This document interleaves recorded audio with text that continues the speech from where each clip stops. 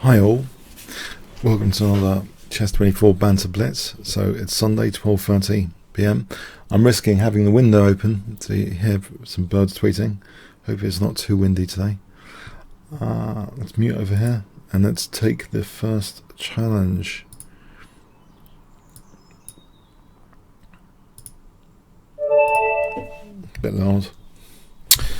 Okay, from a theoretical point of view, I was thinking about one game in particular last week where I was losing most of it, but there was a knight move interrupting the first rank. I want to watch out for those kind of... I've created a new label in my mind for it: weakness of the last move position. Not just weakness of the last move, weakness of the last move position. I'm going to be hoping to keep track of those. Like every move is like an interruption tactic in a way, like E4 interrupts here. You know, if you move a knight, you're interrupting. So I want to look, you know, in particular at interruptions from this. I hope, you know, to be more on the lookout for that today. But to be fair, in that particular game, I was getting smashed most of it until the end. But yeah, sometimes I take a blitz game and do kind of analyze it conceptually, maybe a bit overkill for the time limit. But it rarely happens actually. Not that many I think about after. It's just sometimes when there's a missed opportunity, I think, how did this not occur to me? Yeah, so I'm thinking that the thing is, if you follow the Kingscrusher, you know, YouTube channel, I have talked about a lot, like weaknesses of the last move. Like here, you know, for example, I've weakened these squares, but I haven't talked about it's the context really as well, the whole. You know, the diagonals, the rows that are affected as well.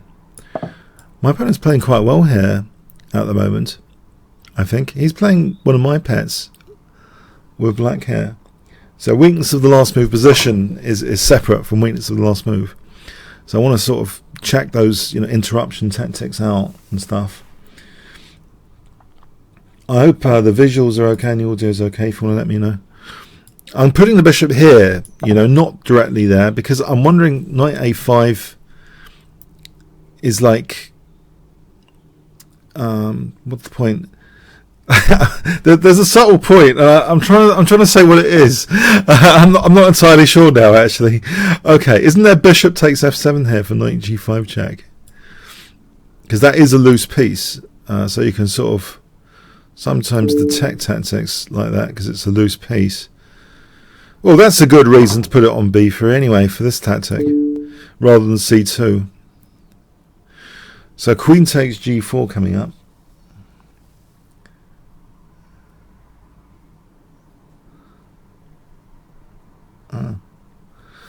So someone remembers me for Kramnik from some national club. Yeah, probably 1989. 1989.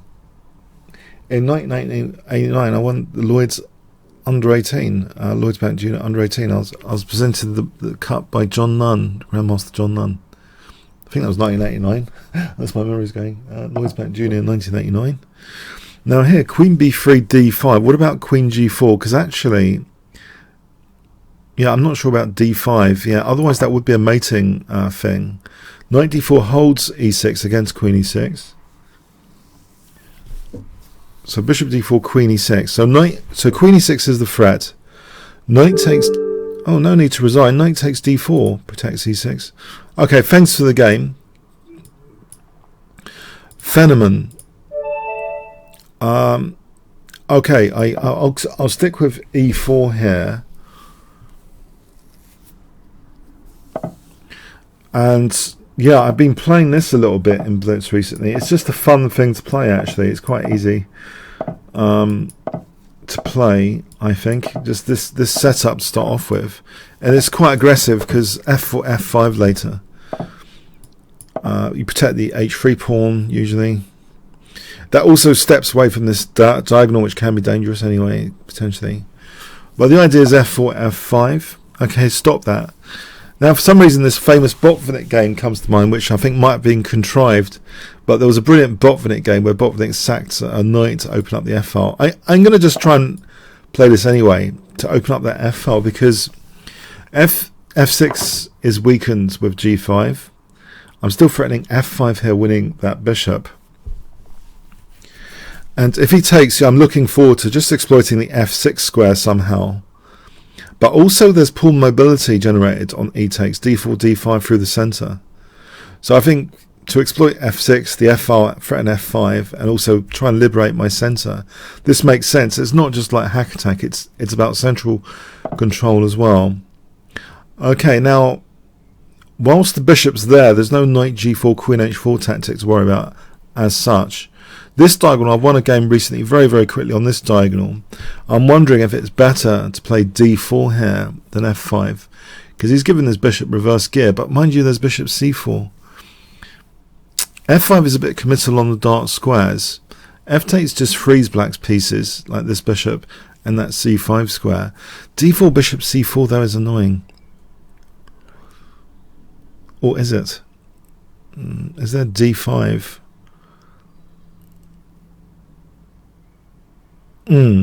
That's intriguing. It could be annoying.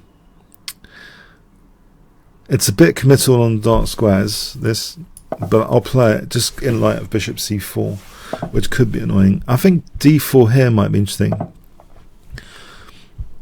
So with idea bishop e3, d5, gaining more space. I mean, I think the one tactic black might have in the future is knight g4 and queen h4 if the bishop wasn't there. So bishop e3,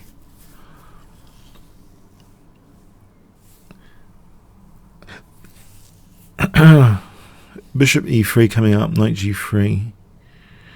That seems logical to sort of strengthen. Well, not now because h4. Okay, maybe I'll press on in the centre and try and play bishop e3. Mind you, knight g4 now, is this dangerous for the rook? Probably with that diagonal closed, or b4 is winning a piece here. Knight g4, maybe I just play king h1 to ignore it. But b4 seems to be, oh, there's knight c4. I can threaten to win a piece with queen d3. So b4 on knight g4, I think I just play king h1. Or even maybe just take it and then king g1. Okay, the knight's really going back to b7, right? It seems a little bit on the awkward side, but actually a5 here is good positioning. Yeah, I'm messing this up. Yeah, that's good positioning. Why have I allowed this? Why have I allowed knight c5? This is a bit dumb. That's a beautiful square for the knight. It's a beautiful square for the knight with tempo. And it is windy now. Oh, great. Okay, two things. Knight c5, queen e3, knight g4. Takes, king g1.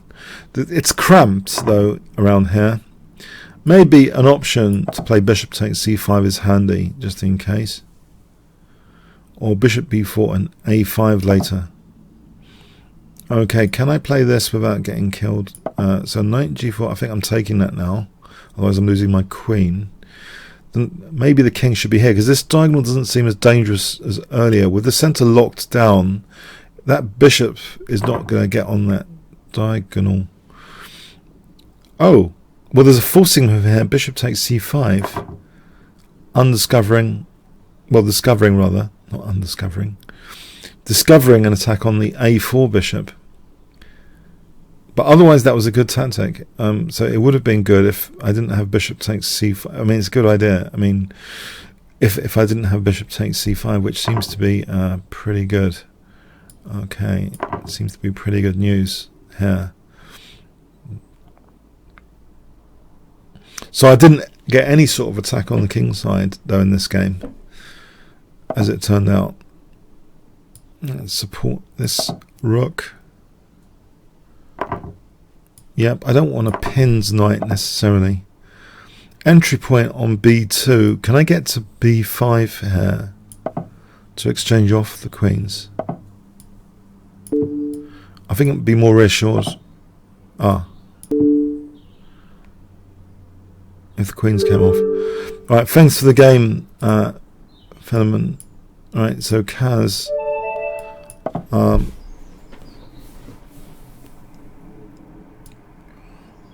Yeah.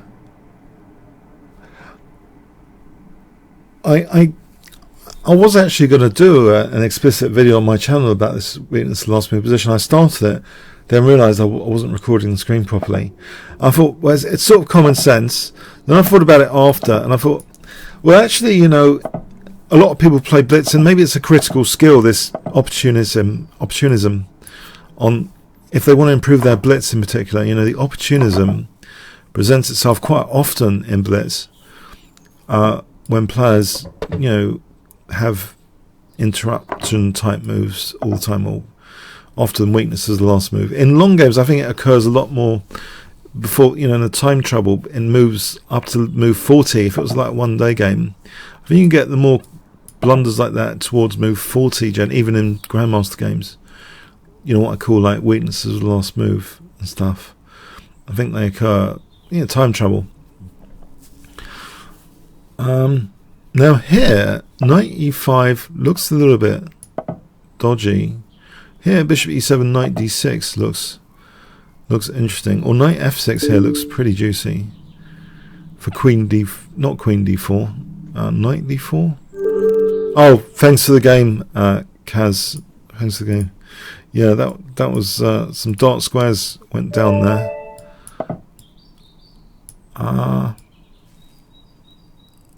Aha. So Tully, hi. I'm gonna play. So against this Caro-Kann, I've got a system which I've been meaning to try and have more discipline to play, which might not be tested here. Now with the knights like that, I'm going to play this. I don't usually play the 4 pawns, but because c5 is not going to be damaging my center, I'm going to go for a big squish in the center here, not worrying so much about my center collapsing with c5 in this position. But I wouldn't normally play the 4 pawns against the Caro-Kann, because I believe generally black gets good opportunities for weaknesses and stuff. In fact, can I just go for a full clamp here on the position? Yeah, an outrageous move, generally speaking. Well, when I say generally, yeah, you'd think of this usually as double-edged because it's releasing the central tension. It's prone to undermining. I mean, there's potential downsides, but I just don't think in this position they're that significant. The downsides. That c6 is now a target. Now, is black going on a big retreat? Because bishop b7, bishop b5, knight b8, c6. It's a big retreat exercise here, isn't it? There's a very, very famous game of Caro-Kann against Nimzovich, a pin game where Caro-Kann builds up loads of pressure on c6. He doubles rooks, I think, or trebles. Maybe he creates an Caro-Kann's gun. But yeah, c6 was a disaster in this classic encounter, Caro-Kann against Nimzovich. It was a disaster on c6 because of this this pinned piece was black's demise. Now here, I can't put more pressure on that pin though. What I can do is maybe, yeah, just reinforce c5. Yeah, that's a good move. So now he's cast a shadow on my idea with this retreat. Actually, I thought it would be more, yeah, not as dangerous then. Okay. But a5, b5 maybe. Oh, there's knight b4. It's not that easy, is it? There's knight b4. Yeah. That might not be funny. Because then c5 is under fire. So bishop b1, b takes c after. I could be collapsing. Yeah. Alright, maybe I should make provision for that. So a5 might have been useful there. b5 I'm not sure I mind. I'm going to put the queen here now. I'm protecting that pawn anyway. So I think that's back to being comfortable now after a3 was permitted. Try and create some weaknesses over here. So h4, h5, bishop sack looks good now. The center, because there's less central tension than usual. It's like I've got a free hand on the king side. But I think I might play on the queen side as well here with b5 and c6. So b5 and c6 is a bit squishy. Knight b4 is a nuisance though, potentially, maybe not. Alright, a4 locks down the queen side, g6, 3 pieces for the bishop. Actually, I think I'm just going to do this, and then a4, knight g5, move the bishop somewhere, so queen h7 is threatened, and if g6 then there's h5. So the basic plan, h4, knight g5, so I'm ready with a sort of fishing pole there. Bishop moves to leave the queen threatening mate. On g6, h5, it's dangerous. Yeah, this is dangerous now. Now this, I like to keep my pawn wedge here, so I'm going to do this. Just to have knight g5, queen e2 to h5. I think a4, just in case this it feels a bit too sadistic to play a4, but just in case a4. I don't want to do a4 because I want to be able to concentrate during this game, so I don't want to be extra sadistic with a4. It's too much to handle. Okay, so knight g5. Okay, let's connect the rooks. In fact, Black's defending now. He's defending really masterfully over here. This is going to take some while now. Alright, so the new plan is actually featuring a4 here. No, hang on. He's got some counterplay. Oh, threat. Maybe a4 is too risky. Alright, rook takes, rook h1, queen f2, queen h4. Okay, I believe g4 should be a logical move, because this pawn chain might be a little bit fragile on taking here.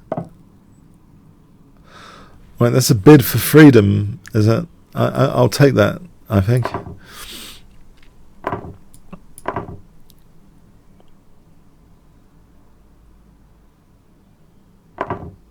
Okay, I'll take this, I think. That means knight f6 and queen c7. It's around the corner. I'll take this.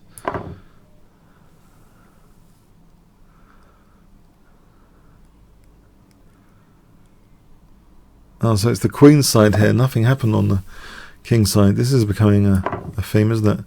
Nothing actually happened on the king side in this game.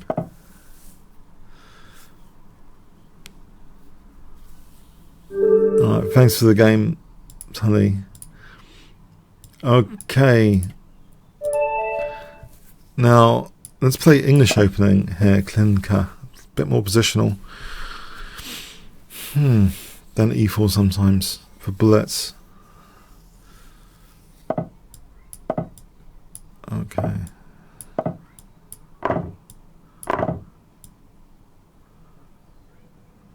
So, let's see. Try and put a bit of pressure in the centre, knight f3, knight e5, f4 later. With this fixed centre, sort of Catalanish. That's sometimes a fun plan to plonk a knight on e5.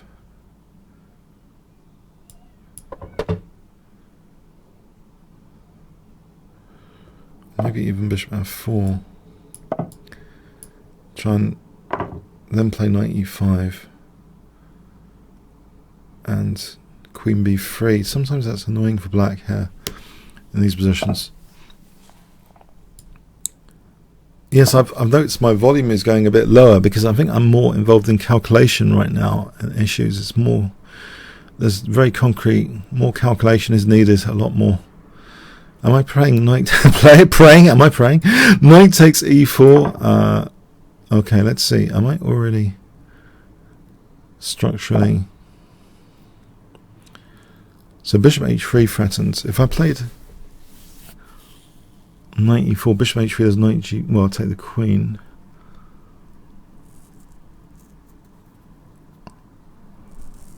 f4 first.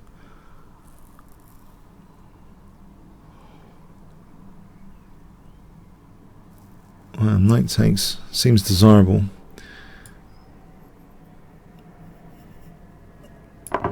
Does it? I don't know, actually. Maybe I should unpin before some disaster happens. If he takes, I think I fragmented his pawns a little bit.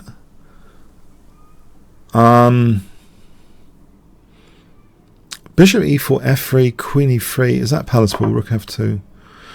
I think I could play king h1 here, just to make sure bishop h3. Well, there's rook g1 as well.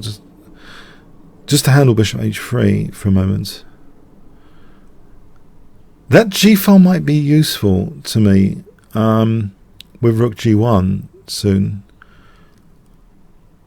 What else is there about this position?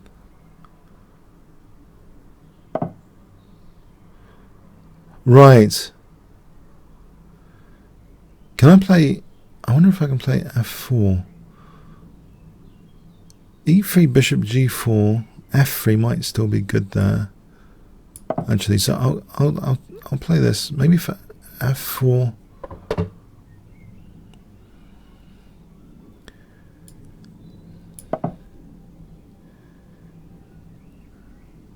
Now queen. Okay, it's interesting. Maybe I should stop c5 with rook c1. I don't want my center to be undermined too much. Okay, here. Okay, that's interesting. Queen g3. Right, there's always c5. Do I keep a mark on c5? Maybe. f6, maybe e6.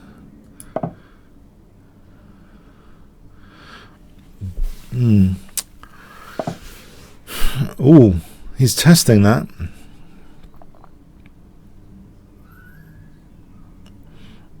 Is that going to be a loose pawn then?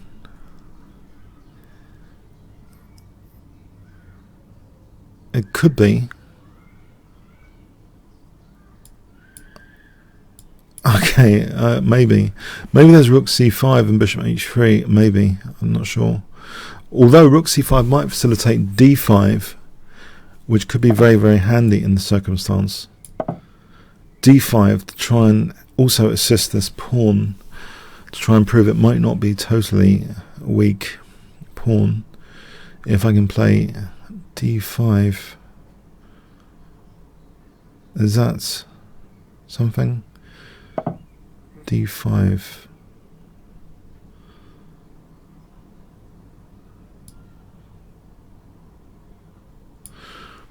Well, there's b6.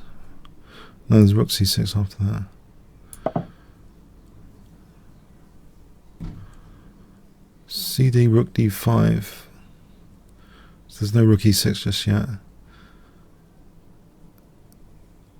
Just wondering about my loose pieces. Yeah, so is he.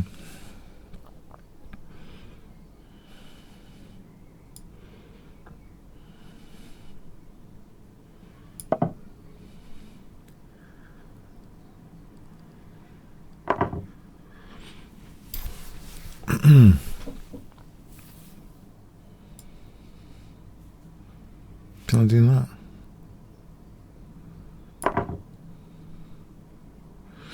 Yeah, queen b2. I'm shedding some pawns here. Queen b2. Mind you, rook d1. Okay, let's keep the d file for rook invasion. Rook e6, rook d7. There's bishop e4.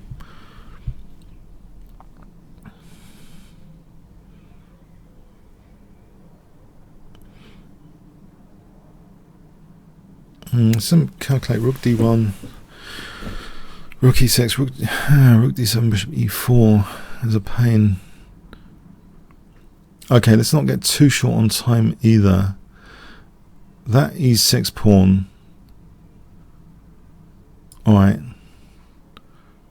Can I do this? I'm going to get mated. Queen e1. Rook c1, queen e1. He's got queen g1, king g3. That pawn's left alone for a while, and also e4's left alone for a while. Right now here, surely rook on the 7th, queen d5 there as well, if rook e6. But there's also queen b7 threatened. Alright, queen d5 or queen b7.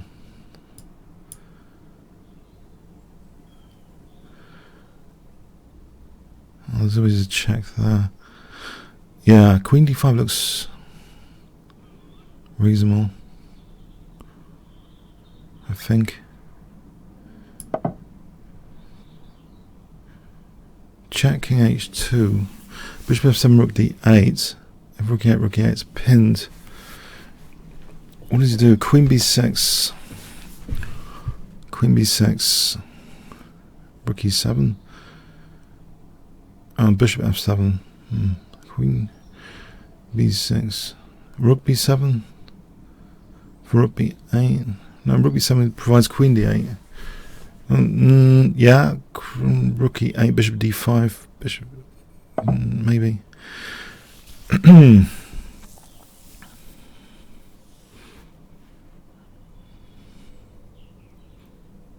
Well, there's e4 for a moment.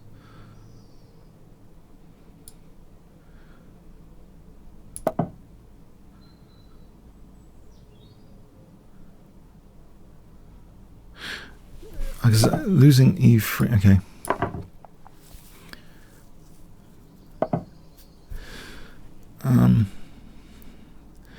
Yeah, maybe I should have done more with that.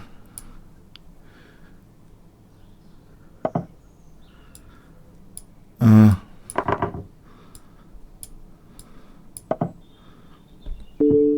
a bit short on time here.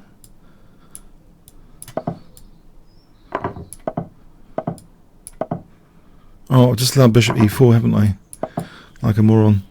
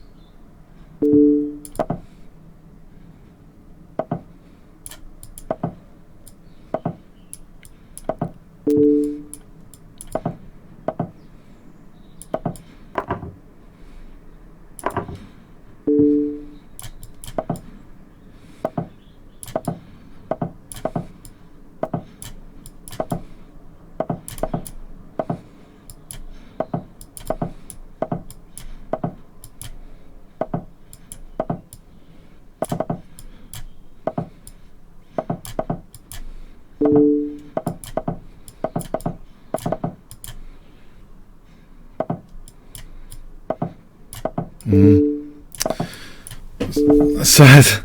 I'm sure I was at a winning position there. That was pretty sad. Okay. Well played. I feel sad anyway. Well done to the opponent. Okay. I'm sure I should have made the most of that pin. I think when I allowed h6, that pin seemed almost winning. Yeah. Oh, that was such a good pin.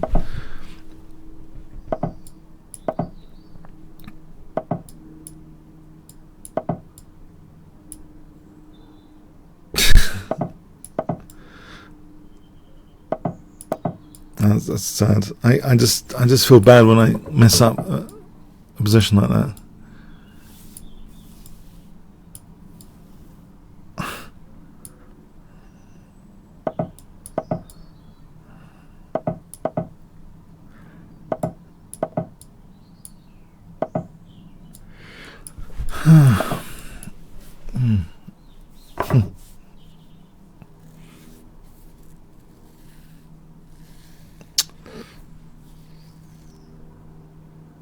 Oh well.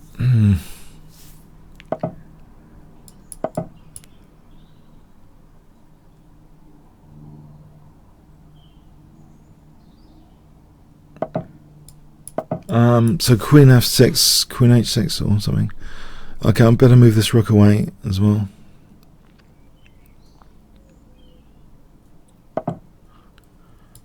This looks okay.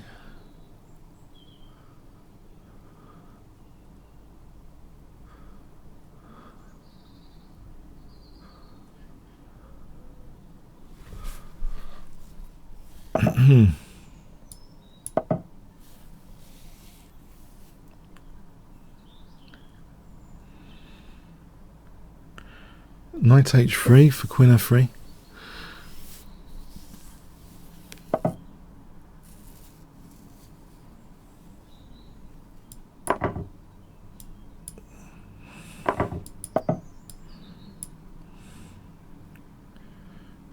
h3.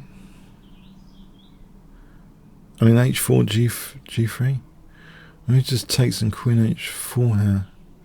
Looks pretty good. Taking queen h4.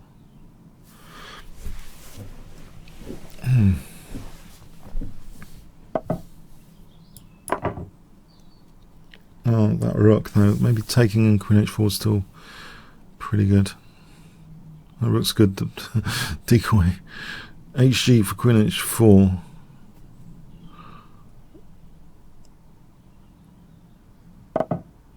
I'll take her.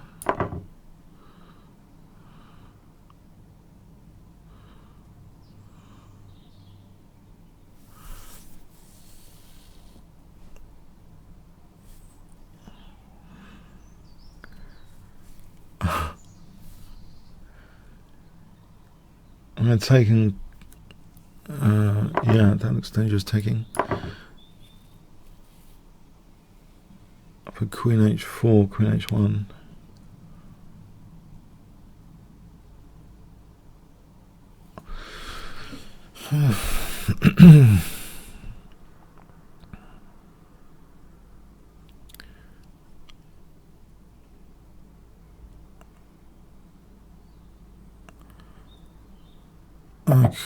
Right, so that rook can take.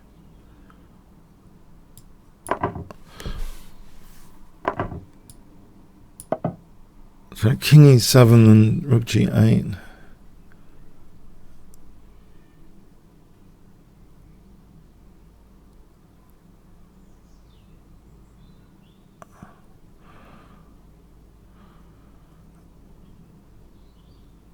King e7, rook g8, rook g4.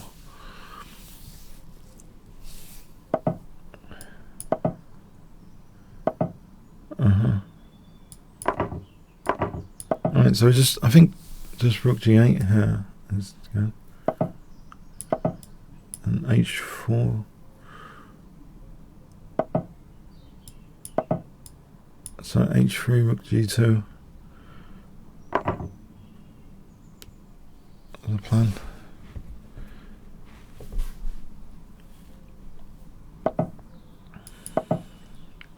If takes rook h8. Okay, thanks Simon. Smugs.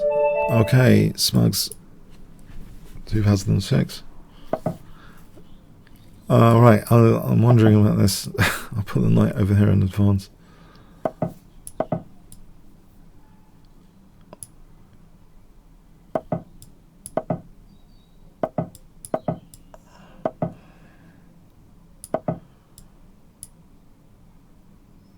d4, I think I'm taking probably bishop e4. And if I quickly castle and rook e8 and knight e4, or d5 coming up. So if I castle rook e8, d5, knight e4, that sort of thing. Right. Maybe this is interesting. Maybe interesting. Possibly. Sometimes it's good to activate that rook, and that those double pawns are interesting dynamically. Because, all right, okay. Keep the queens on.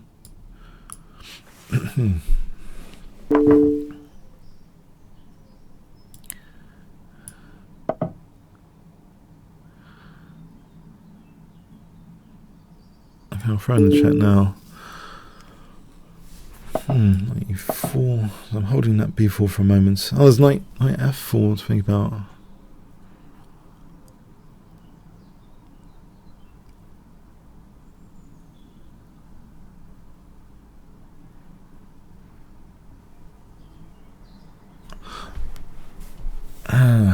Okay, so queen e3. What happens after queen e3?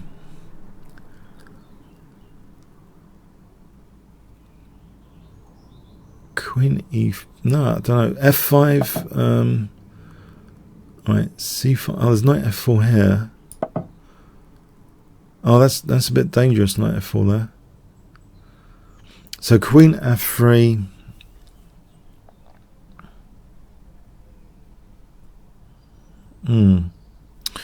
Again, queen f3. Okay, queen e3 does knight takes g2. Queen f3.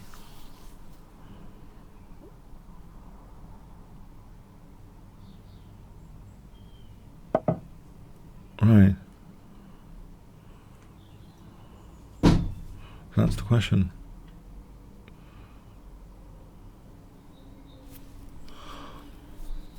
So g5.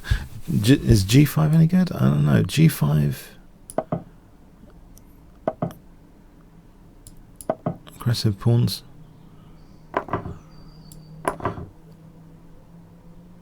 Oh, there's knight d3 here. I've always played it. Queen e3, there's knight g2.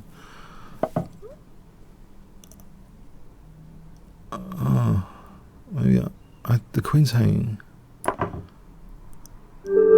Okay, Smugs, pains the game.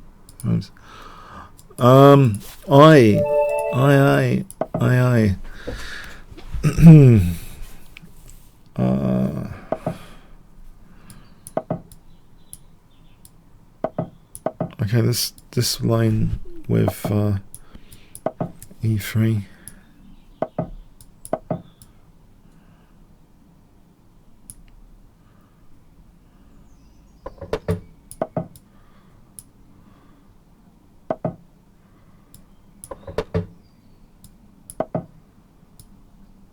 Okay, if I keep the bishop locked in and play knight e5, is that too controversial? Take takes. Is it too controversial? Oh no. CD. Yeah. Oh, it might be fun. I don't know. Takes f4, knight c5. I'm weakening my c5. I don't know exactly. Taking knight d7, f4, knight c5. See how this goes. Okay, I can undouble the pawns here. I think this is okay because queen c2 is a bit of a target. It doesn't matter about c3 actually. So queen c2, I mean, it opens up the bishop here. Queen c2, c4. The knight's a bit of a target. Maybe bishop b2 after.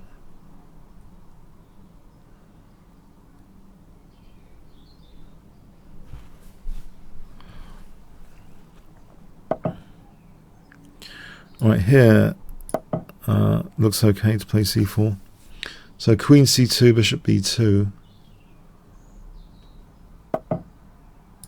Still looks a tactical liability, that knight. I'm threatening now cd to win that knight.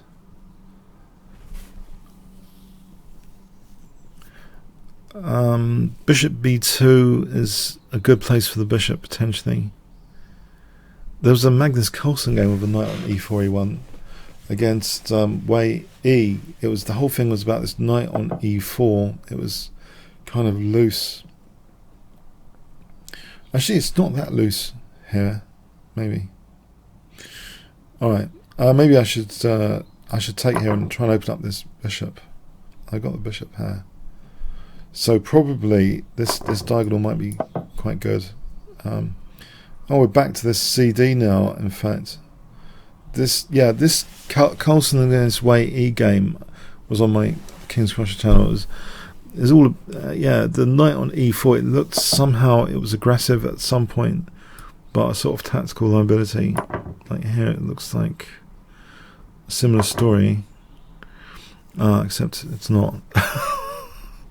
It's adequately protected. Okay, so So I'm going to try and undermine the defender. Bishop c4. Bishop c4. Try and get rook to the 7th. If I get rook to the 7th, there's rook g7. Oh boy.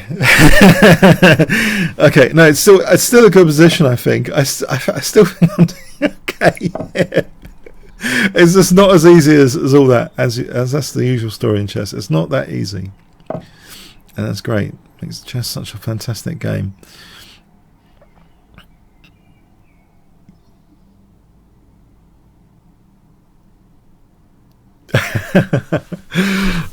Yeah. Okay. f5. Is that weakening e3 too much on that diagonal? Queen f7. Rook d5. Queen b3. Rook d8. Doesn't seem that straightforward, really. I can play bishop b5 maybe, and bishop e5. And then go back with the idea of rook d5 after that. I think I'll do that. I think. And that's interrupting e4 a bit. Bishop e5. Then I have rook d5. If queen d5, there's bishop c4. If rook d5, that's a nastier pin, and a different version is nastier. I'm not getting a chance to do that then.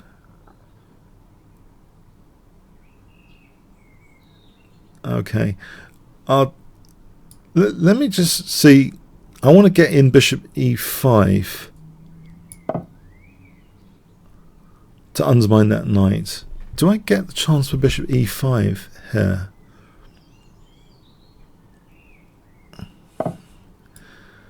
Right, now I'm threatening bishop e4. The knight can't move because of h7.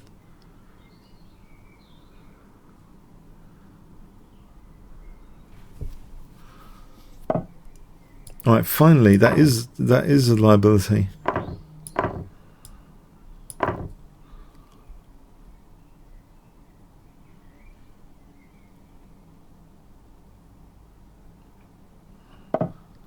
Right. Now these pawns are a bit of a menace. I can't take these pawns that lightly. Oh, it's a bit radical solution there for my bishop. Okay, I'll take these pawns, I think.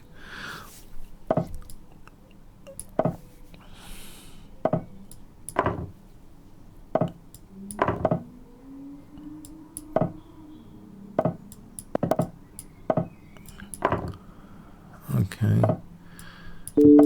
I've got to watch out for stalemate. Okay.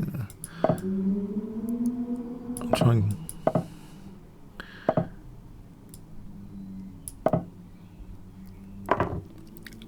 Okay, I'll try and watch out for stalemate.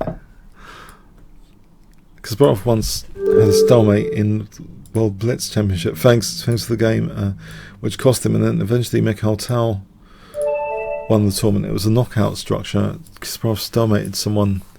It was the 1970 World Blitz Championship, and there's actually footage of it on YouTube.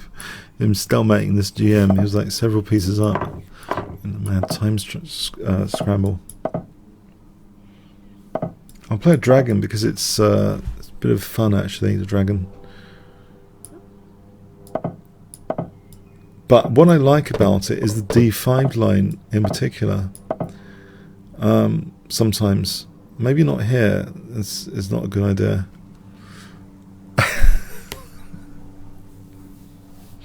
Probably designed against d5, g4, because of g5, actually. This is probably the one time d5 might not be the greatest, but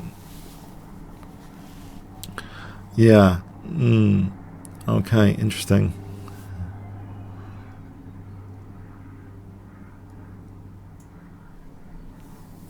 Just gone into g5. Okay, no, I'm sure g5 is fine for me.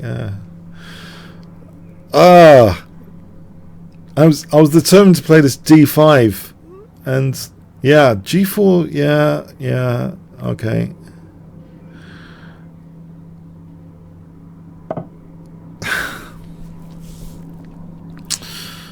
Not so clever, not so clever.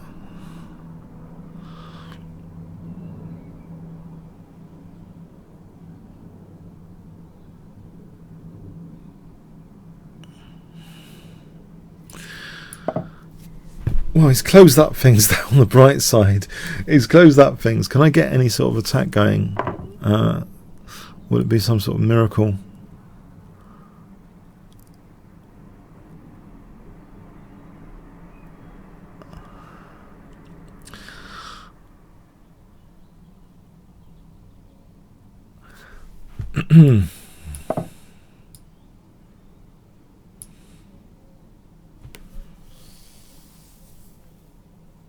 Takes knight f6. Let's play bishop f6 to protect the queen. Or maybe there's knight d4 potentially.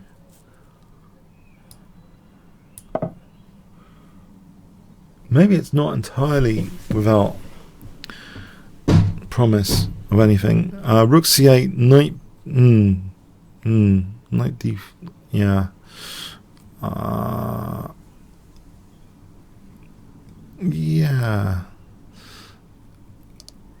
Rook c8, knight d4 takes. There's queen g5 potentially. Oh, knight d4 here again is not doing anything. But queen c8 here just to play knight d4 next. Probably, or maybe queen c7 is more natural. Queen c7.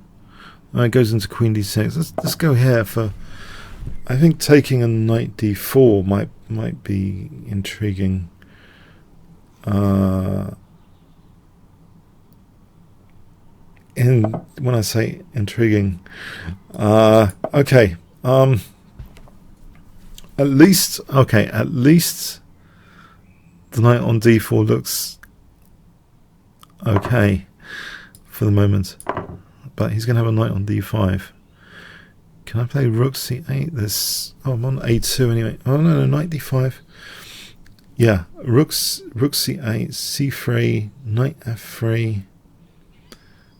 This might be okay. It looks better than I imagined from earlier.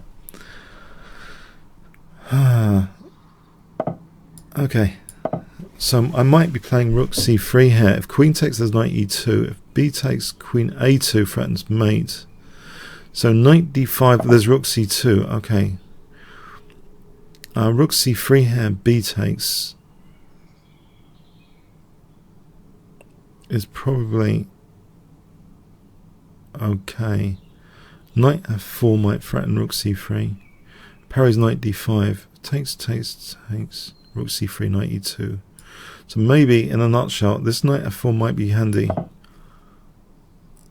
Or am I just losing a piece? No, takes. I'm on c3 at least. So if he takes that, takes. Alright, so I'm threatening. I believe I'm threatening rook c3 sometimes for knight e2.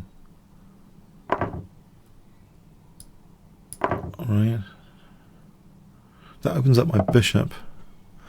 So rook c3 here. Knight e2, bishop c3. I mean, it looks dangerous. How dangerous? Rook c3. Queen c3 is knight e2. B takes as check. King moves there. That's too dangerous on the diagonal. King moves to c1. I think it should be played anyway. I think this probably should be played anyway. So queen c3, knight e2. B takes, knight e2. There's a check on b6 at minimum. And then queen a5. If queen c4, bishop c3. Takes the exit square d2 away.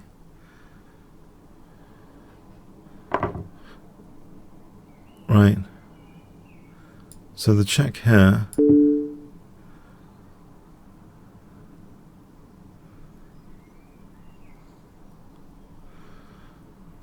That's faster than I imagined. If king a1, that's winning immediately, knight e2. If king c1, it still seems faster than I imagined with bishop c3. And this is anything quicker here. Knight e2 and bishop c3. This guards the exit square. d2 threatens queen b2.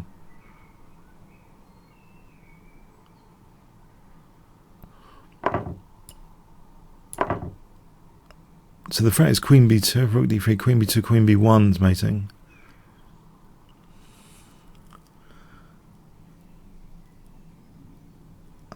I do like some of the tactics from the dragon sometimes when you don't get mated on the H file.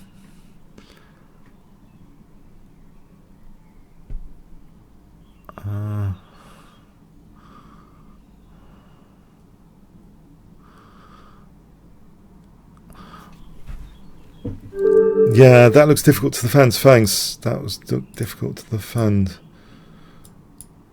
Mirko. Hi, Mirko.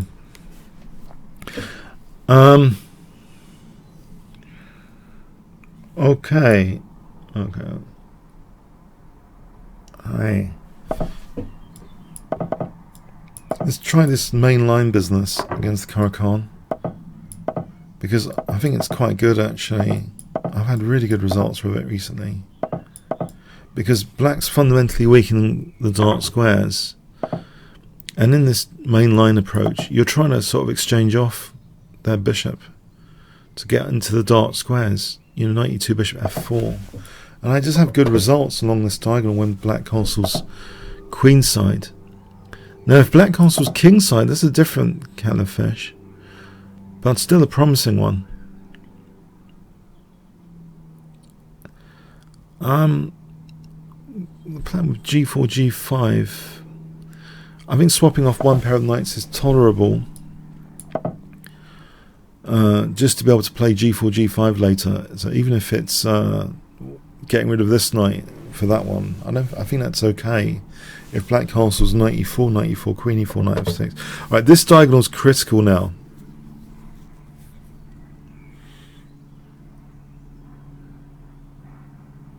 I'm going to play this safety precaution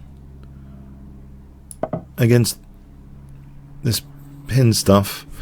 So bishop c3, rook e1. Let's see, this diagonal is sometimes critical, but it can be accessed via e5 as well. So rook e1, bishop c3. Rook e1 also means knight f5, something for black to watch out for. In this position, bishop d6, c5. So I think rook e1 actually threatens knight f5 as well as a bonus. But I really want to just get onto this diagonal, or this diagonal.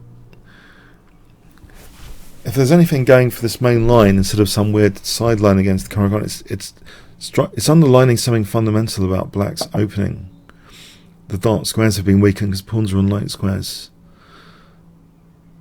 Okay, I'm going to protect f2 though.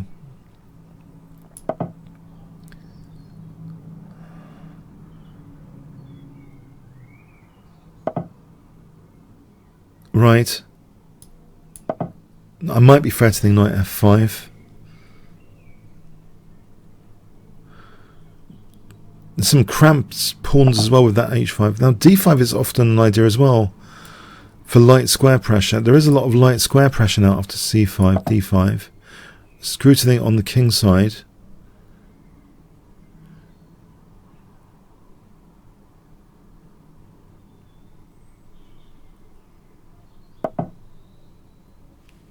Now tactically, is that working tactically, that move?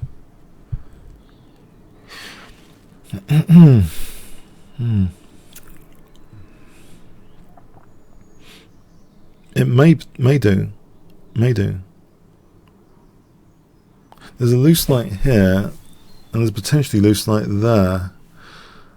There's d takes, which fragments pawns at the minimum.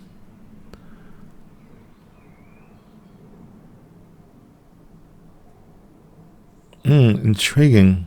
There's also d6 to consider. But takes knight f2 is annoying. I wonder if I should just kick this knight.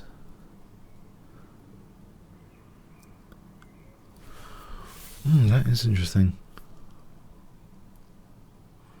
There is knight e4 protecting f2. If takes knight c3, might be a good place for the knight.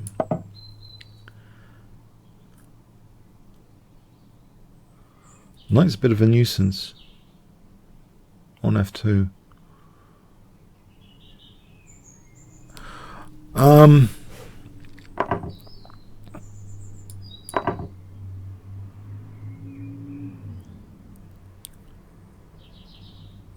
Maybe.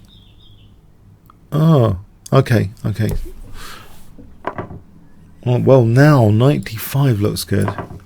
That looks like a great knight. Queen f5, knight f2. There's a check on f4 there. If king c8, knight e7. If king in there, check.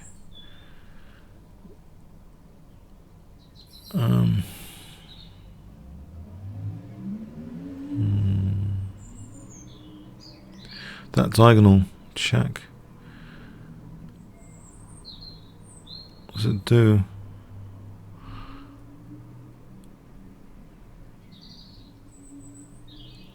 Right. Well, it looks too good to pass off as an opportunity to get onto this diagonal. This is at the cost of the f2 pawn. If there's nothing immediately tactically venomous about it, there might be. Just winning the exchange might be enough. Knight e6, unless there's something else.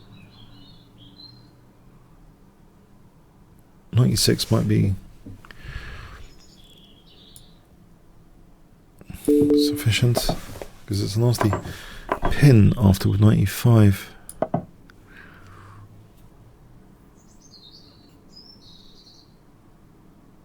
I'm trying to exploit that pin.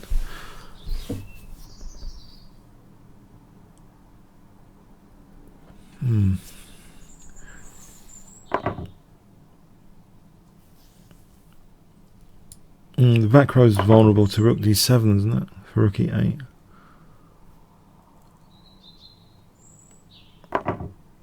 So rook d7 here, and rook e8. There's no immediate check. Even the check on g6 is ruled out.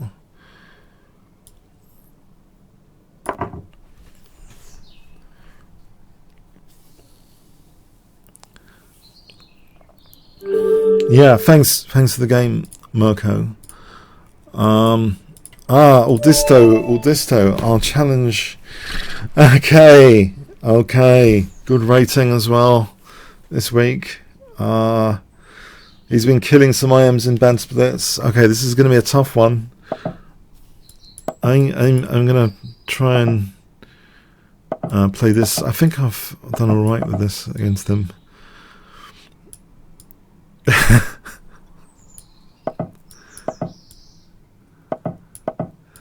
So sort of Botvinnik system meets hack attack.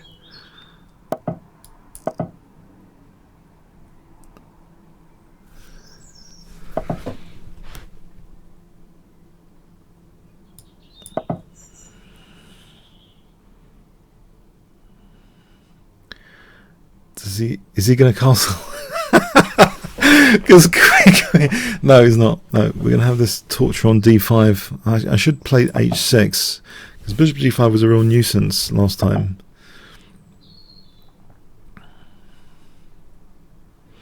No, we've got a different game emerging.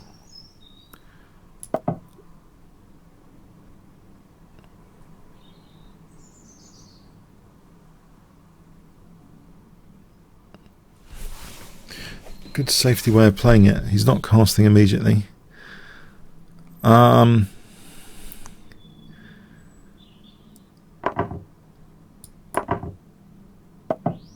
Okay, now I'll kick the knight.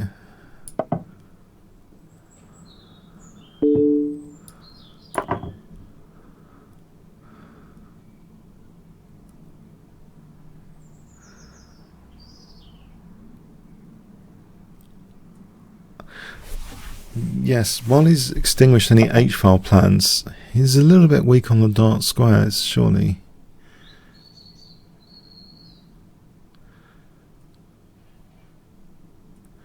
If I castle f5, but he's weak on the dark squares. I keep thinking he's weak on the dark squares here. If he wants to play f5 now.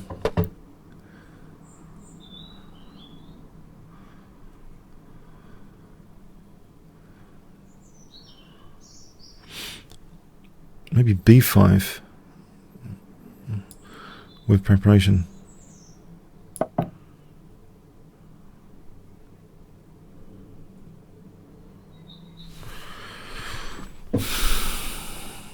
b5 with preparation.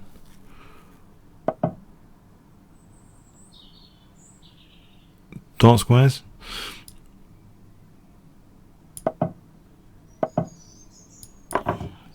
There's bishop c4 for d3. Is that any good? I get a rook on the 7th after.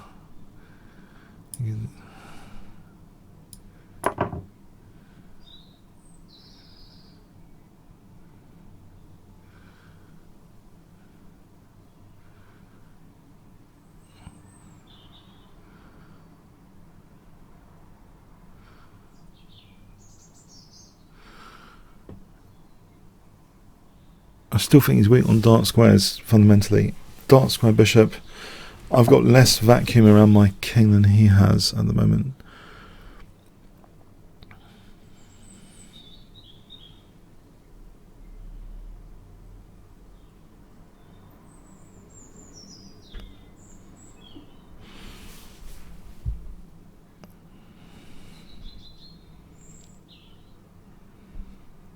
d5? I'm going to get my bishop trapped.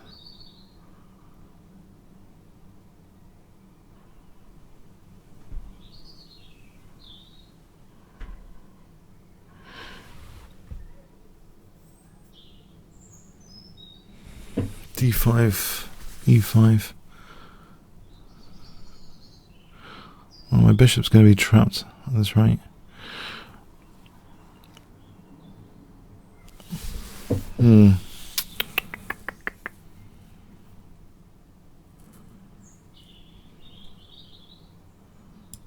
Play it anyway.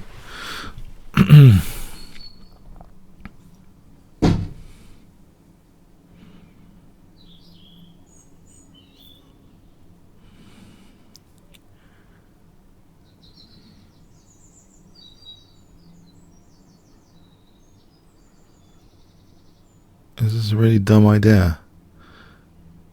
Yeah, he's got like a4 coming up and stuff. So I'm making this as some sort of weird piece sack. Maybe rook e8 takes here. It's trying to undermine his centre. Two passed pawns in the centre.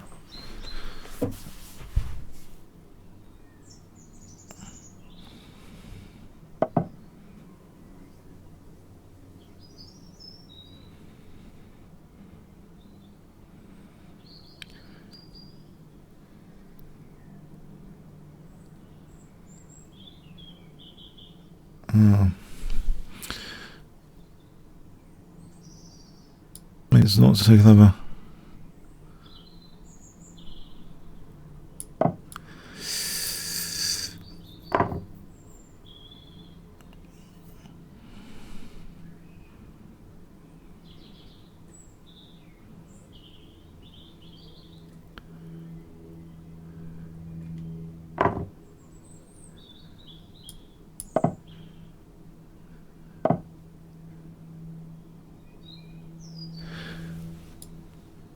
I assume this is a bad idea. I've just done some piece down.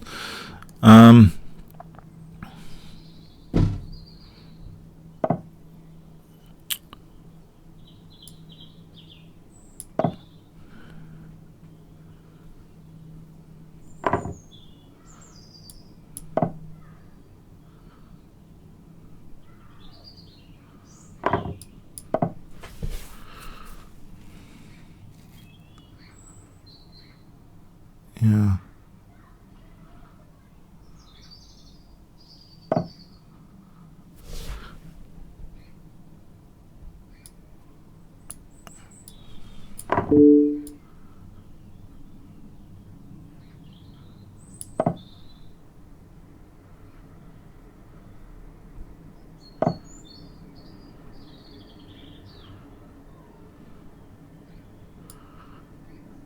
This looks really stupid, what I've done.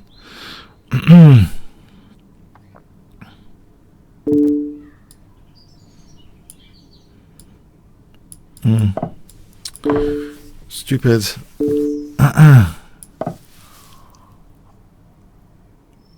And this is a cheapo coming my way on dark squares. No, more likely he's mating. Ah, that was a bad one. Well played by him.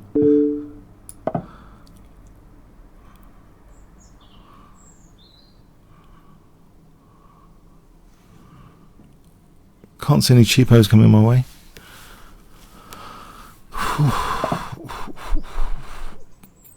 What is that?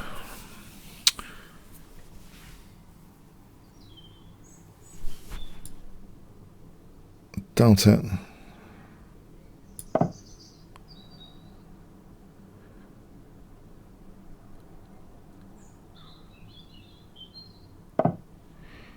Yeah, I think it's slaughter time, isn't it? Check and check. It's slaughter time.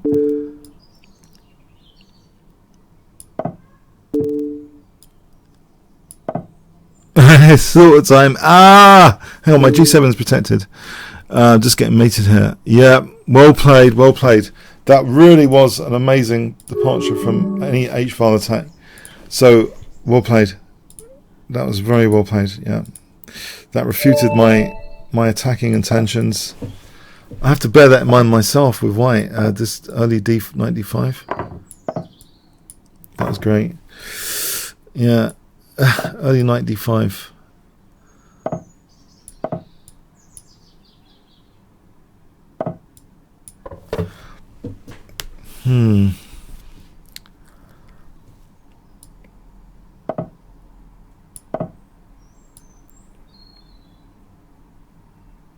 Yeah, if I had any chances, I'd be gutted, but I didn't have any. So, all right, yeah, all right. I have to rethink that opening. I think I'm going to rethink that opening for next time.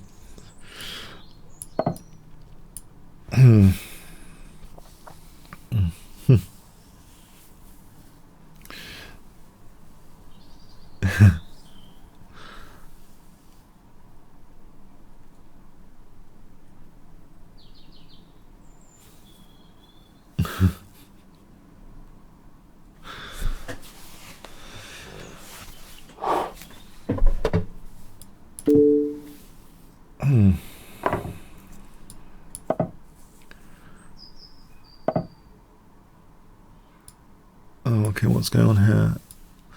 I'll get onto the dark squares.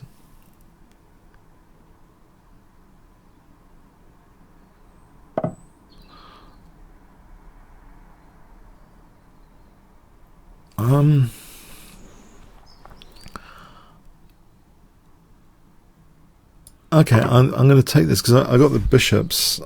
They might mean something here.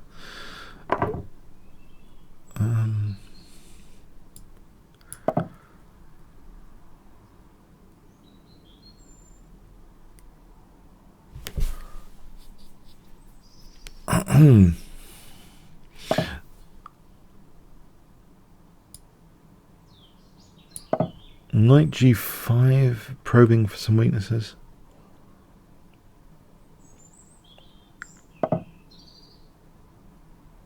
Looks a bit passive for me. Have I got bishop takes? Does that do anything?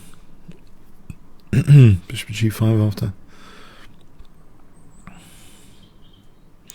Might be worth doing that for just the D4 blockade.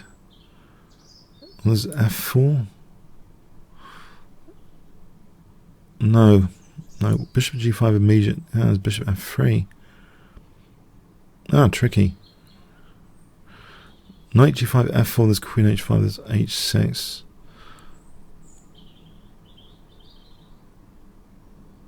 Bishop B6 for queen D5. There's always bishop F3. Knight D4, there's F4. How annoying.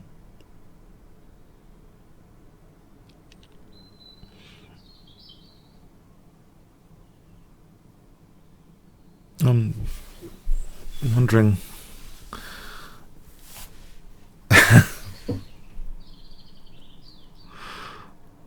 Clock's ticking.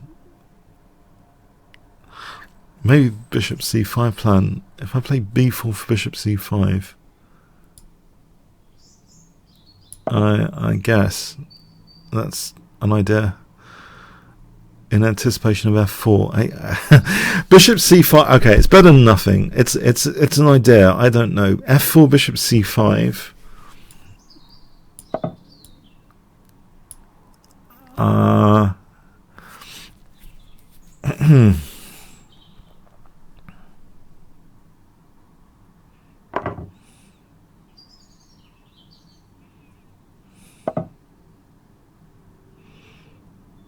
Is there knight d4 for f3 now?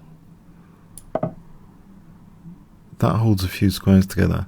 f3 might actually be a threat for knight takes f5.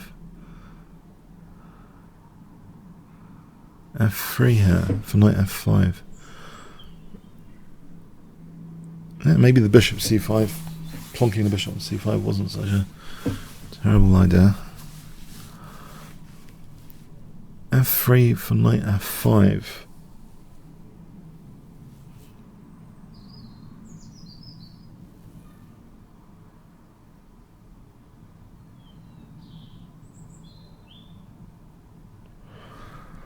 Yeah, that's right. f3 for knight f5.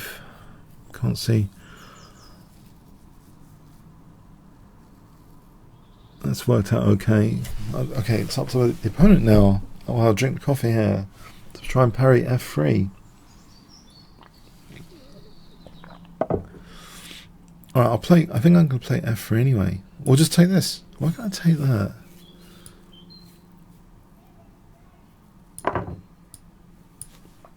I think I probably want to play f3 to blunt the bishop.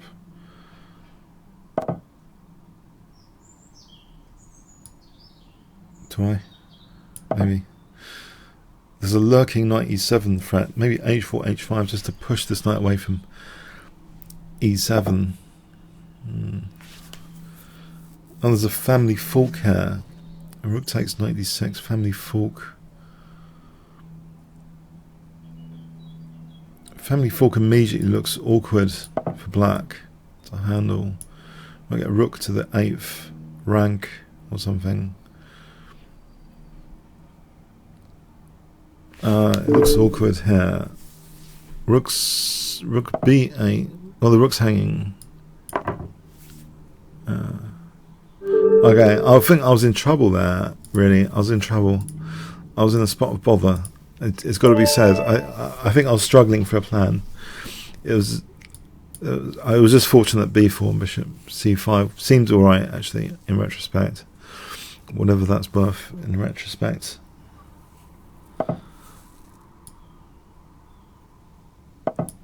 I live in North London, the outskirts of North London, so there is kind of a lot of nature than usual, woods around here and stuff. By the way, question from the chat: do I live in a forest? Birds chirping. Okay, yeah.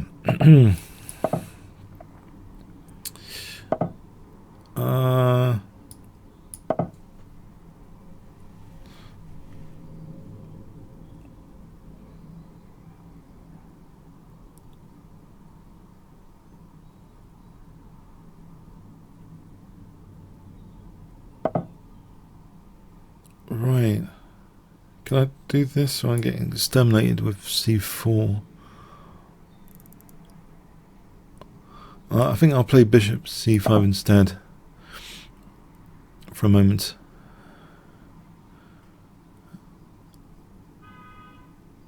And castle, then d6.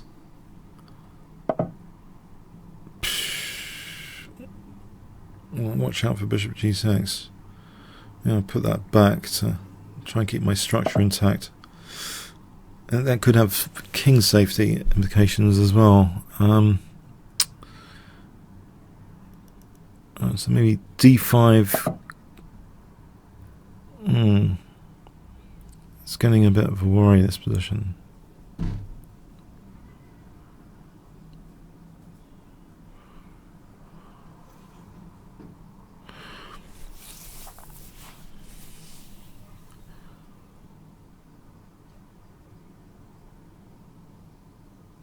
Knight f8, queen h5, g6.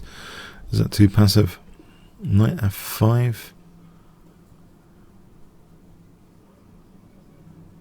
H6.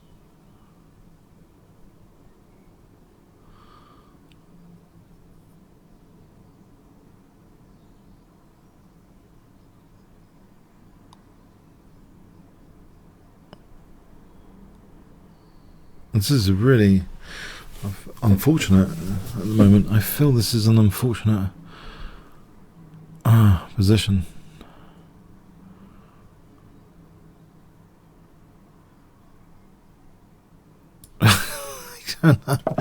It looks unfortunate. Yeah,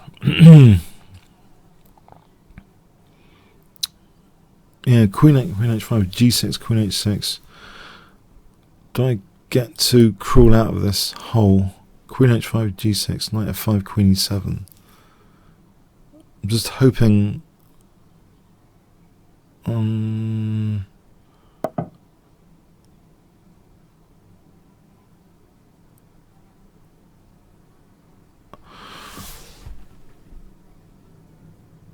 I do it?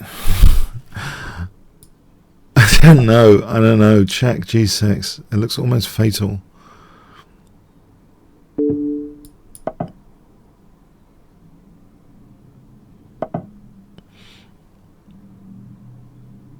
It's a Knight F5.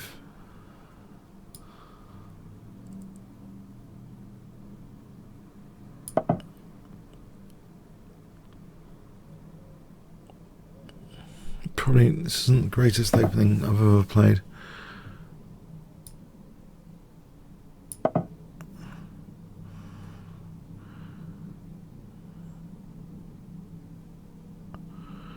I get to play D5 or not.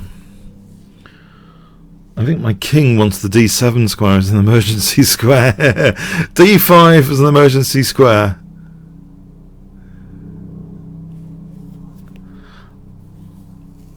The D7 square.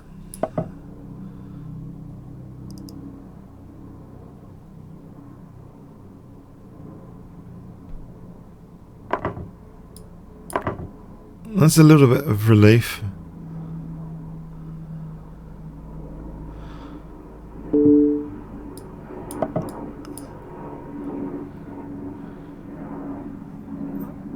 And I get to castle queenside at this rate.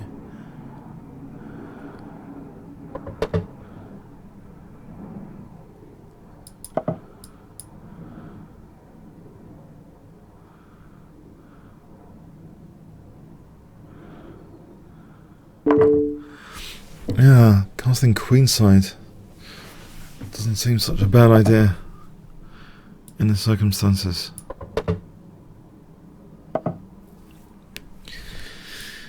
Yeah.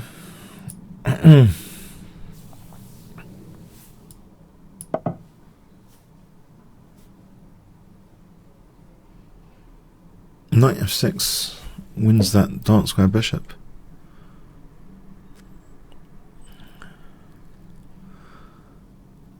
Queen C6. Okay, E6 is protected here, I think.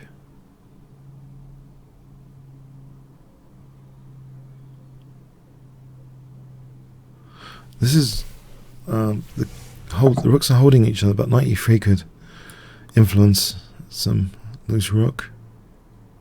The rook has to stay on the first rank here.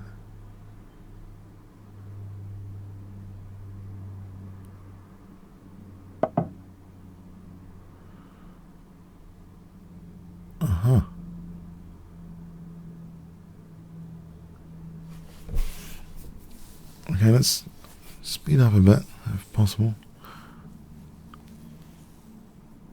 Queen C7, Queen D7. Back to Knight F5. Trying to hold together my position. Somehow, okay. E6 is looking a bit dicey. Yeah. Yeah, that looks a bit dicey. This game has looked a bit dicey anyway.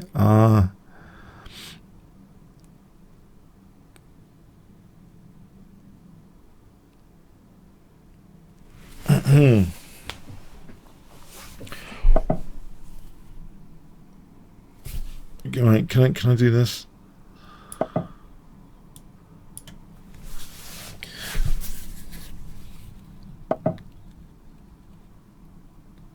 If I try and close up that diagonal.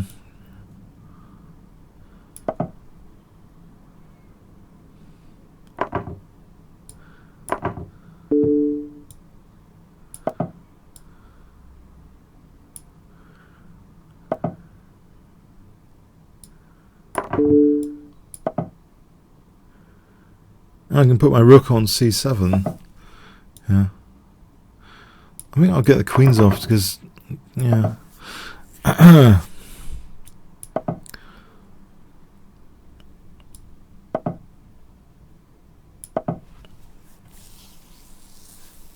there's rook d4 on c3. Okay, can't play it like that, but my rooks are pretty active here. Okay.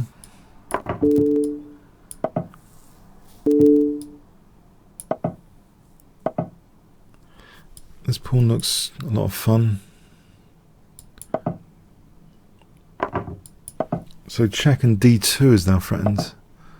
Oh. Okay,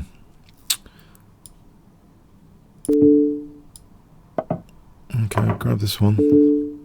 Get my king to e3. At this rate, I'll take b5 first.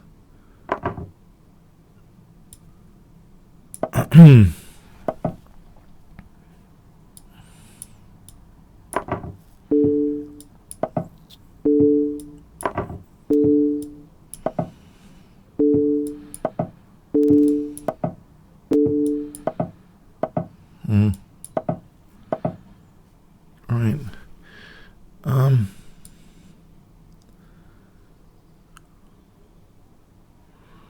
That pawn might be quite a good winning chance here.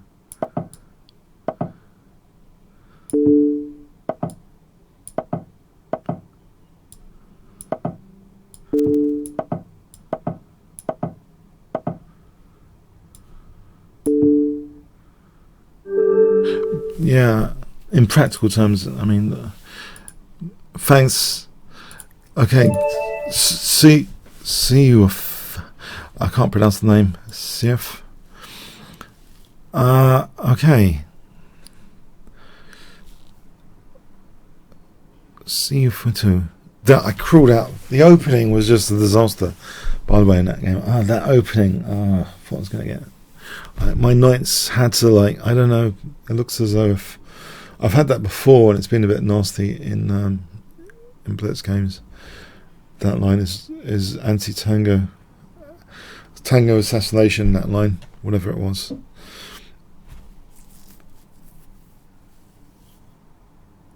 Okay, is this guy ready, or should we go on to the next challenge? We'll go on to the next challenge, I think. Or give it a few more seconds.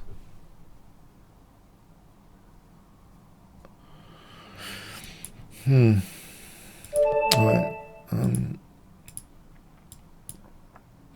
I'll non-premier to decline. Decline any non-premier in advance.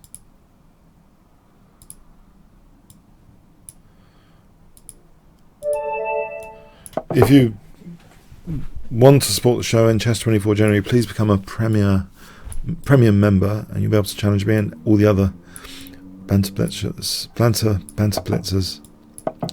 So it's well worth the membership fee. Chess 24 supports a lot of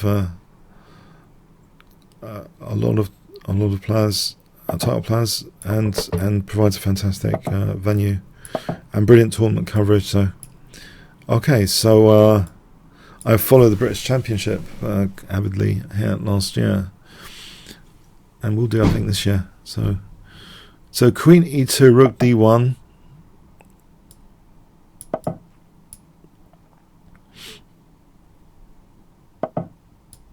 Okay, so Rook D1, Rook C1, E5, that sort of plan. Okay, so E5 as a plan, or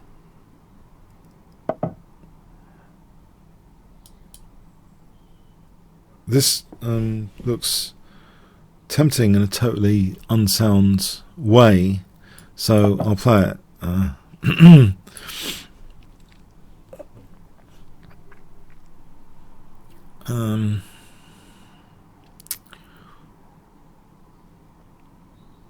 Yeah, it looks completely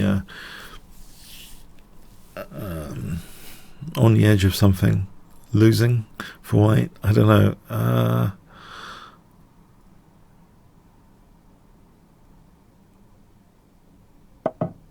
Is obviously shouldn't be trusting these bluffs, you know.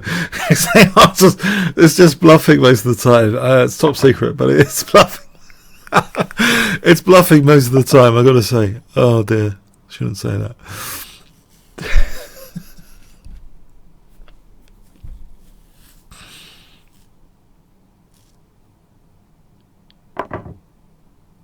But in the opening, yeah, who knows? There's a lot of stuff going on anyway. Right.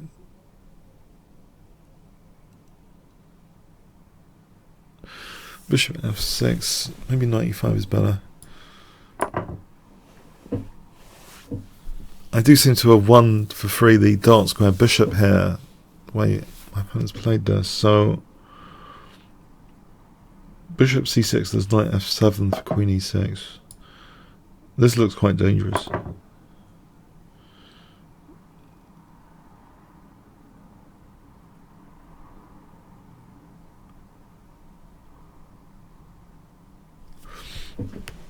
Yeah.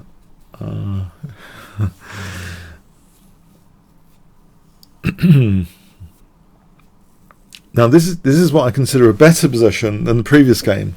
Well, I think I was on the verge of getting mated in a few moves in the previous game in the opening. It's good to try and get an opening position where you're not getting mated generally, like I had in the previous game, getting close.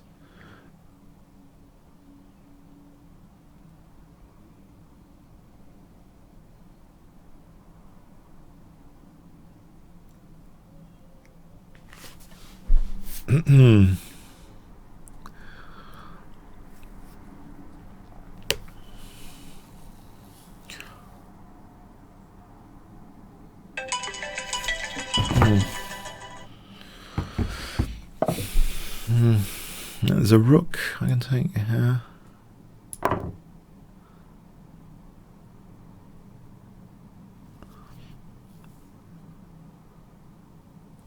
By the way, I'm playing tomorrow, fair enough, because I'm not playing next Sunday. I don't know if you heard that news. Yeah, at an earlier time. It's on the schedule here if you want to check out the schedule.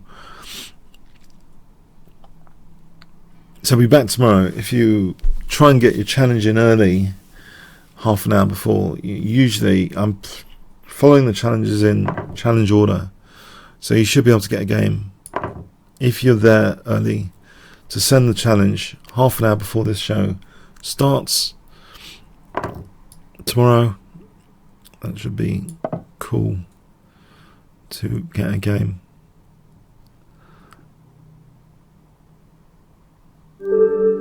I'll play, thanks, I'll play maybe one or two more. Kingscrusher.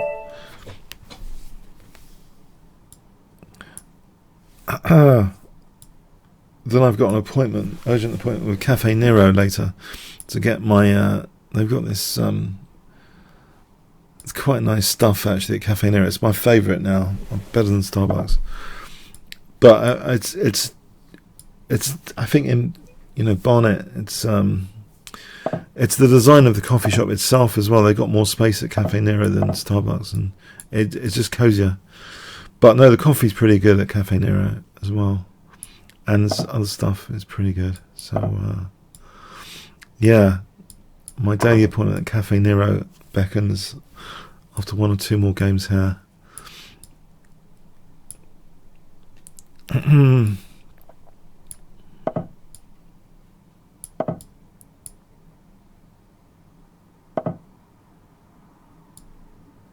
Do I get in knight e4 when I've got a chance?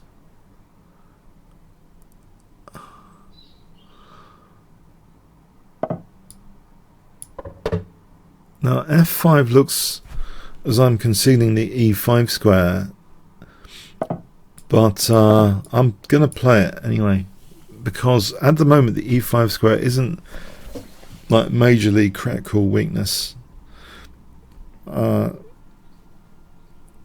This looks like an aggressive knight.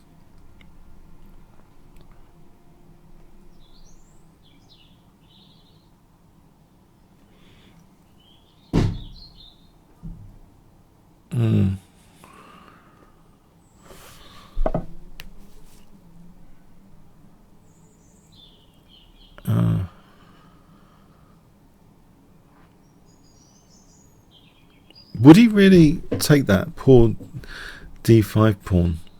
Would he really? What if I played bishop b4? Yeah, knight e4, fe. No, there's no knight e4. That's the point. And he's also, it stops him castling. I'm wondering bishop e4. Stops him castling knight d2. It's a bit of a tacky move. I kind of non-stereotypical. Bishop b4. But I don't see what to do there. No, his king's not castling. That's quite a concession, isn't it?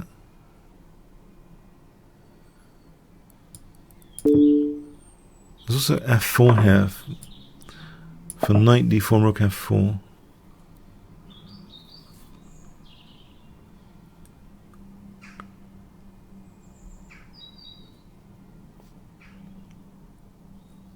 It's one of the points of f5. Sometimes you sneak in f4. So knight d4. Where'd the queen go?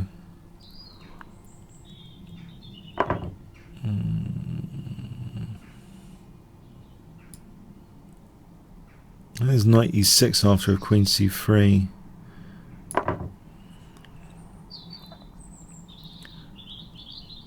So I think I want to play knight e6 and yeah, that f file looks good as well. So knight e6 after creating some pawn weaknesses, if nothing else, after ed, rook f4. I'm on f2 and d4 slightly vulnerable. There is that, I suppose. Doesn't it fell though? Because of knight f5. Yeah, I think queen d3, knight f5. Although that's interesting, g4. I think there's scope for playing on here.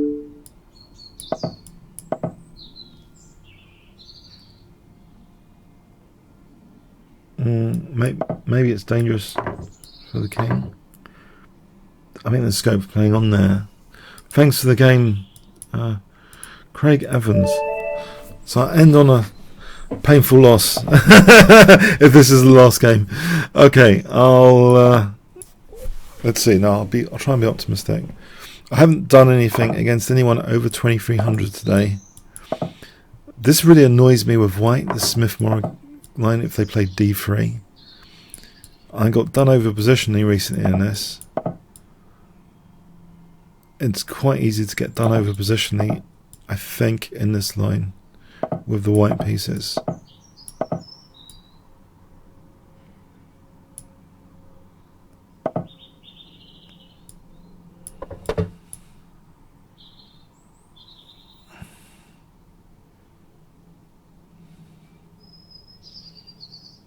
Got my pre-move ready to save a fraction of a second. So bishop g7, king g7, automatic pre-move there set.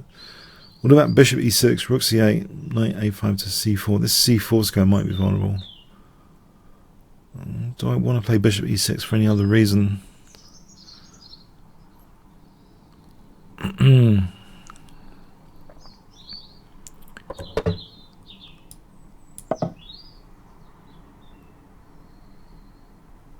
So it looks logical to play rook c8 in some respects anyway. Knight e5, he might take.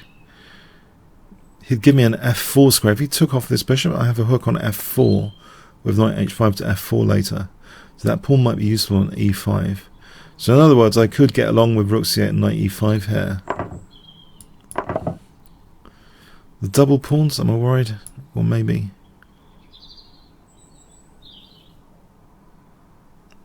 He takes and then d5, e5, knight e4.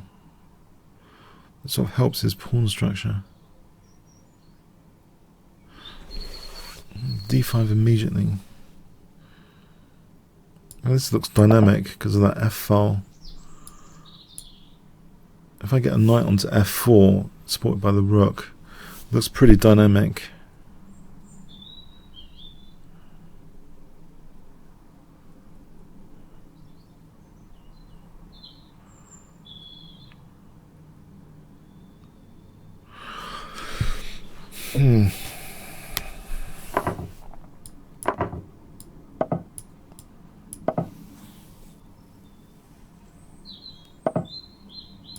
This looks alright, like a sort of French defense position with perks, with some perks.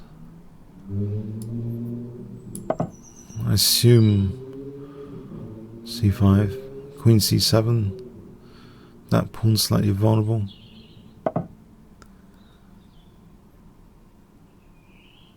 If I took here,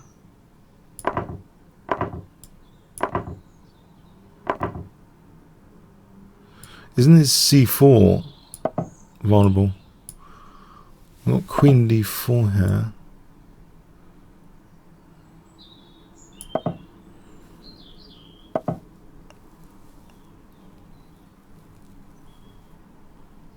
Put some pressure. It's queen d3.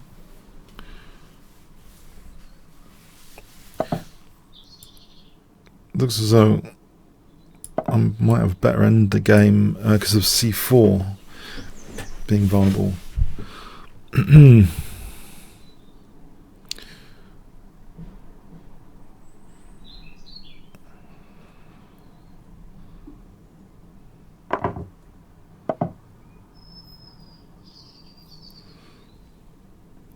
then e5 drops after.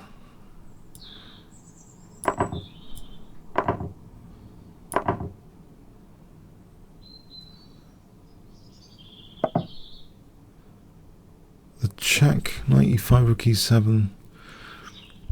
e6 is asking for some sort of... maybe e6 is okay. Oh, knight e6 after.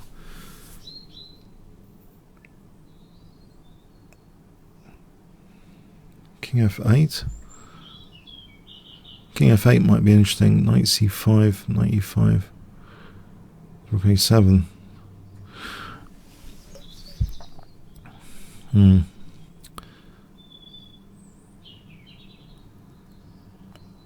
Alright, let's not spend too long. Maybe the check for rook e1. Knight c5, rook e5 holds e6. Rook e1, knight c5, rook e5.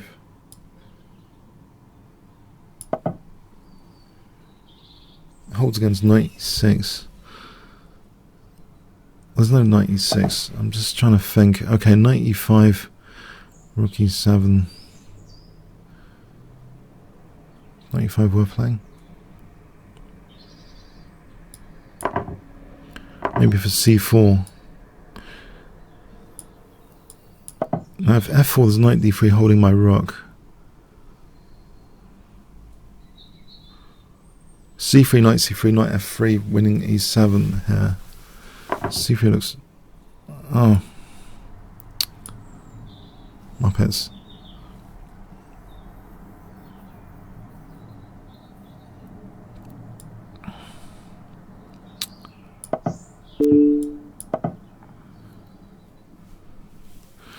Might be luck. I hope I'm in luck here. That was a blunder. How is this endgame now? I think it's okay with rook e2. It's still okay. Maybe he's got the check and rook f3 though. So what about e3 instead? e3 might be more of a winning attempt. It's a pawn up, king g3. There's always g5.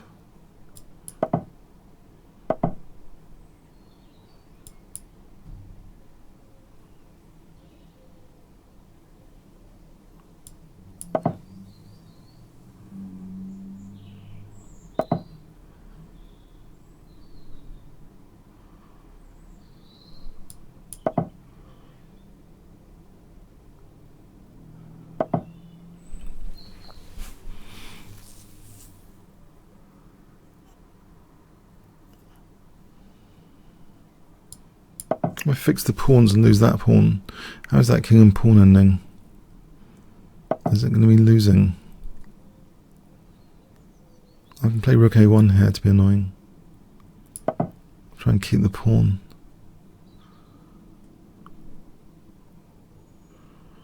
I mean the extra pawn.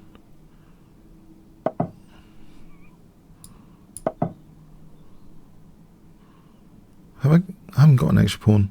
I just realised I haven't got an extra pawn. I've got an outside pawn now. What? That can't be right. That's a winning king and pawn ending.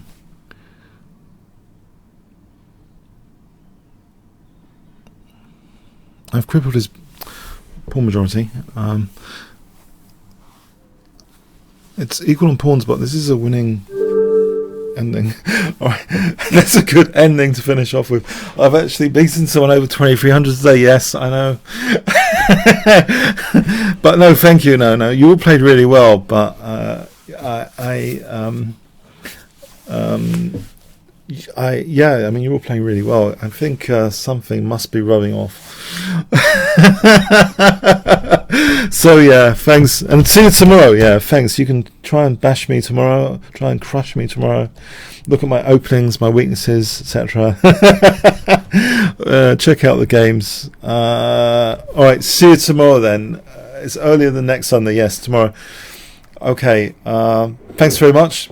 Please like the video if you did enjoy it. Or whatever, you got something from it. Thanks very much. See you tomorrow then.